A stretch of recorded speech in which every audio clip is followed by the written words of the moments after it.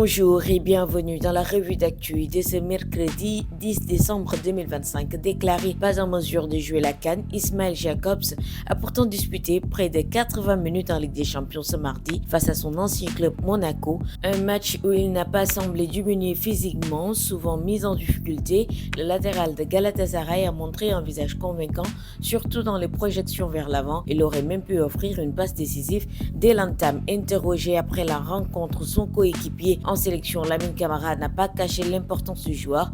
Je cite, il nous a beaucoup fatigués.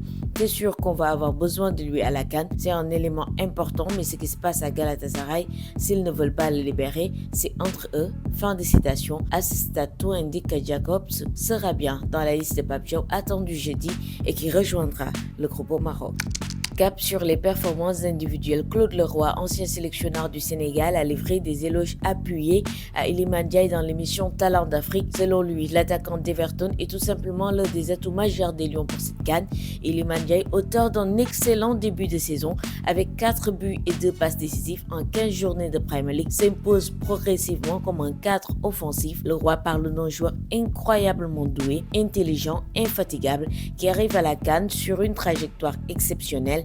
Pour le technicien français, l'ancien Marseillais a retrouvé tout son potentiel en Premier League et pourrait être l'une des révélations du tournoi. À moins de 2 semaines de la Coupe d'Afrique des Nations, l'attente se concentre sur la liste définitive de Pape Thiaw.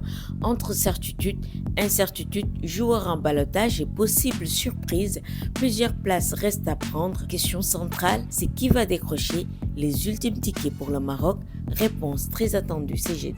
Enfin, un mot pour le basketball. La FIBA vient d'adopter une modification majeure du statut des joueurs. Désormais, l'âge limite pour qu'un joueur soit considéré comme formé localement passe de 16 à 18 ans.